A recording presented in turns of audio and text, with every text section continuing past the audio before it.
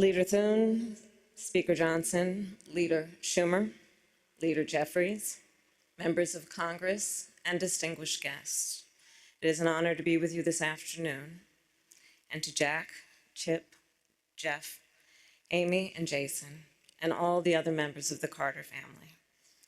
On behalf of the American people, Doug and I offer our deepest condolences. Being with you today, I'm reminded of the enduring words of a favorite hymn. May the works I have done speak for me.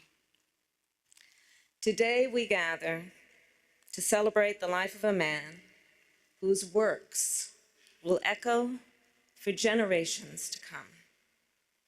A man from Plains, Georgia, who grew up without electricity or running water and served as the 39th President of the United States of America and lived every day of his long life in service to the people. President James Earl Carter, Jr.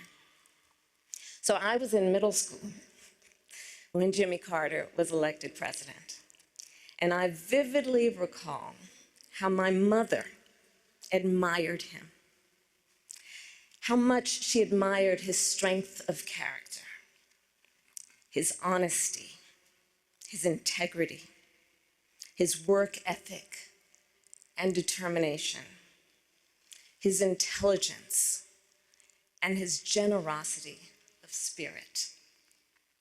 We have heard much today and in recent days about President Carter's impact in the 4 decades after he left the White House. Rightly so.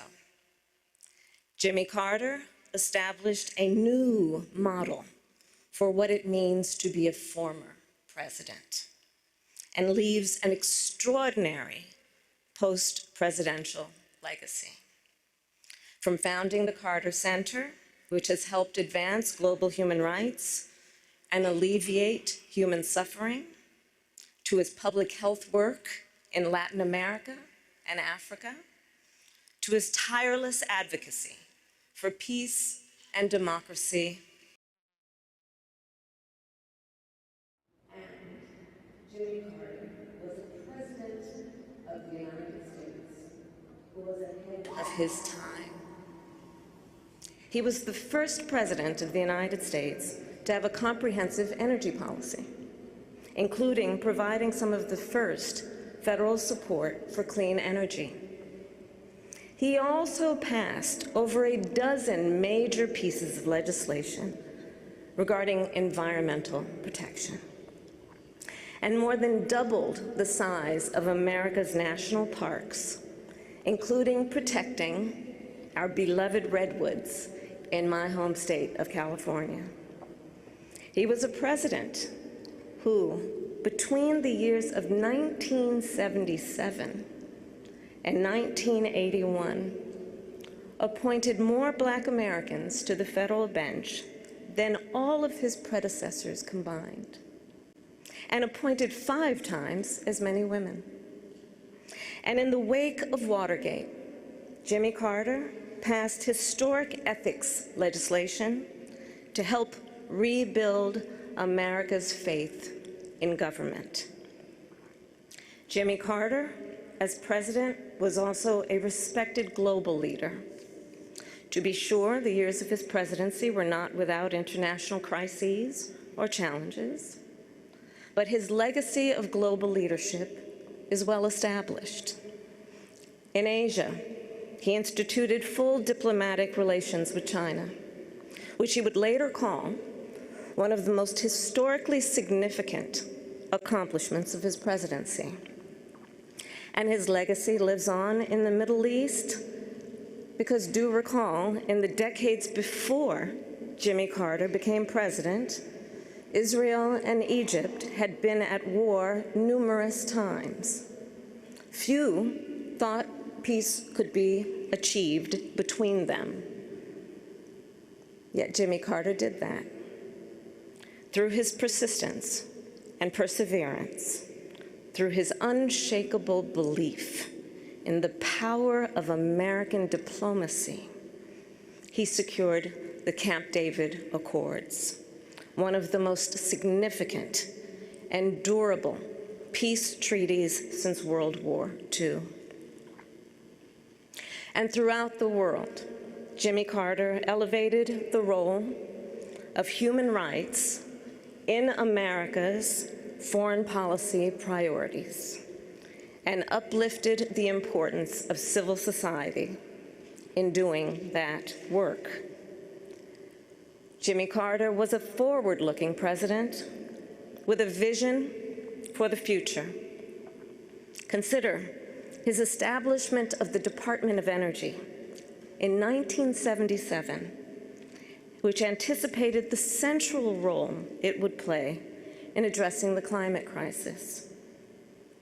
His creation of FEMA in 1979, which enabled our nation to mobilize a national response to disasters, which has helped countless communities rebuild and recover.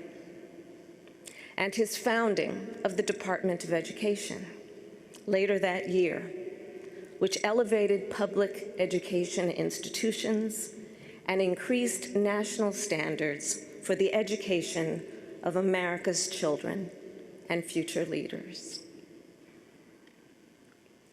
Jimmy Carter was that all too rare example of a gifted man who also walks with humility, modesty, and grace. Recall the stories from the 1976 campaign about how he slept in the homes of his supporters to share a meal with them at their table and to listen to what was on their minds. How on their first trip for Habitat for Humanity, Jimmy and Rosalind rode the bus with the other volunteers. And when the group stopped for the night to stay at a local church, Jimmy and Rosalind gave their private room to a young couple who had put off their honeymoon to join the trip. And with the other volunteers, they then slept on the floor of the church basement. And then, of course, his work to eradicate the vicious guinea worm disease that once disabled millions of people a year. It was one of the Carter Center's greatest triumphs.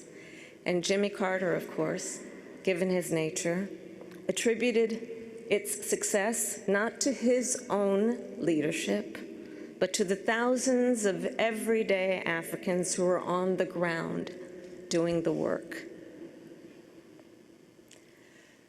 Throughout his life and career, Jimmy Carter retained a fundamental decency and humility. James Earl Carter Jr. loved our country. He lived his faith, he served the people, and he left the world better than he found it. And in the end, Jimmy Carter's work and those works speak for him, louder than any tribute we can offer.